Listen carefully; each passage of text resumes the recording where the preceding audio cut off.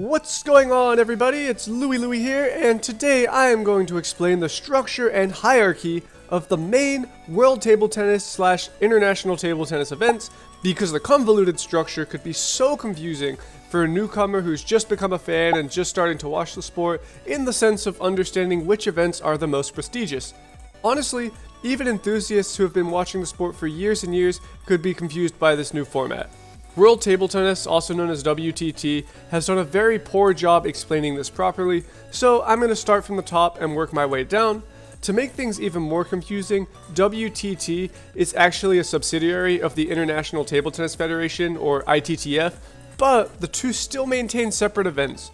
Why it's structured this way is anybody's guess, but hopefully this explanation helps clear things up and helps make sense of it all. Note that for this video, I'm only going to be covering kind of the mainstream open international competitions, so I won't be going over regional events even though they're technically international, such as the European Championships, Asian Championships, and I also won't be going over professional leagues like the Chinese Super League and so on in this video. So, starting from the top, the most prestigious accomplishment, without a doubt, in table tennis is the Grand Slam.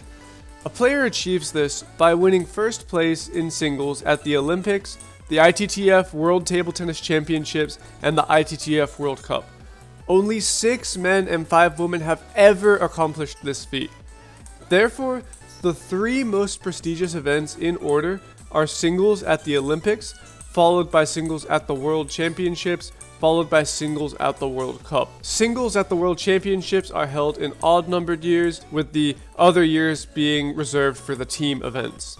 After these events, you have the WTT events, which are separate from the ITTF events, as I briefly mentioned earlier. And these WTT events are held multiple times every year, although some are still much more prestigious than others. The most prestigious group of WTT events is called the WTT Series. WTT Series events are only played by the absolute best professionals in the world. These players are normally participating in one of the world's top super leagues, on their country's national teams, and many of these players are household names in the countries they reside in. The 2 most prestigious WTT Series events are the Grand Smashes and WTT Finals. This is where it gets even more weird. The WTT Finals are only held once at the end of every year and serve as a conclusion event to the season. They feature the top 16 singles players and top 8 doubles pairs, and they're sort of a last chance to win a big title for the season. The Grand Smashes, on the other hand, are held up to 4 times per year. However, the Grand Smashes have a much larger draw of players and offer more ranking points and higher prize money for the winner. So even though the WTT Finals are only once a year, the Grand Smashes are actually considered a more prestigious title. So therefore, so far, the hierarchy goes Olympics, World Championships, World Cup, Grand Smashes, and then WTT Finals. After the Grand Smashes, it is much more simple. The remaining WTT Series events are Champions, Star Contender, and Contender events. Of these, Champions offers the most ranking points and prize money, and is only held a few times per year. Star Contender and then Contender events especially are much more frequent, and while they don't always offer as much prize money or ranking points, they are still incredibly strong. So these are still your top players. For example, current world number 1, Wang Chuqin, won Star Contender Doha of this year, and current world number 2, Lin Qidong, won WTT Contender Muscat this year. These events are great because they always give fans something exciting to look forward to watching, and are great for the top caliber pros, so there isn't a ton of downtime between the huge events, and they continue to get quality international competition with decent ranking points and prize money. After the WTT Series events, you have the WTT Feeder series, which, while offering lower prize money and ranking points, is still played exclusively by professional players. For example, WTT Feeder Dusseldorf was won by Kanak Ja, the current number 1 player in America, who has been in the top 50 in the world, and WTT Feeder Arazdan, which I apologize if I'm pronouncing that wrong, was won by Wang Chunting, who at his peak was ranked 6th in the world. So in other words, these events still feature national team members, top Super League players, and other high-level pros. However, you'll rarely see the absolute top tier stars participating due to the smaller incentives.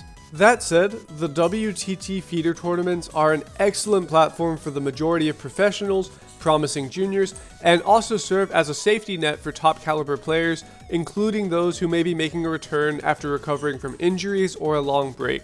They provide invaluable opportunities to compete against strong international opponents, climb the rankings, and gain recognition. Ultimately, the feeder tournaments play a vital role in nurturing emerging talent and giving more players than ever a chance to compete on the global stage. After the WTT feeder events, you have the WTT Youth series. This is split into Youth Star Contender and Youth Contender, and these two events function similarly to the way the traditional WTT Star Contender and Contender events work. So this one is pretty self-explanatory. And there you have it, a complete breakdown of the mainstream international table tennis events, ranked in order of prestige. So just to summarize, it goes Olympics, World Championships, World Cup, Grand Smashes, WTT Finals, then you have Champions, Star Contender, Contender, WTT Feeder, and then for Youth, you have Star Contender and Contender. If you're a new fan or just someone feeling a bit lost with the format, I do hope this clears things up and gives you a better idea of which events to look out for. And WTT, for the most part, lists all of their series events online so you can see exactly when everything is happening, who's playing, what the draws are, what the prize money is, what the ranking points will be, and so on. However, information about the World Championships, World Cup, and Olympics normally needs to be found directly from ITTF, as, like I briefly mentioned, these events technically aren't part of any WTT series, despite WTT being founded by ITTF. But anyway, that's going to do it for this video. If you enjoyed, make sure to leave a big thumbs up. As always, thank you so much for watching. I will have a VOD review by next week, and until next time.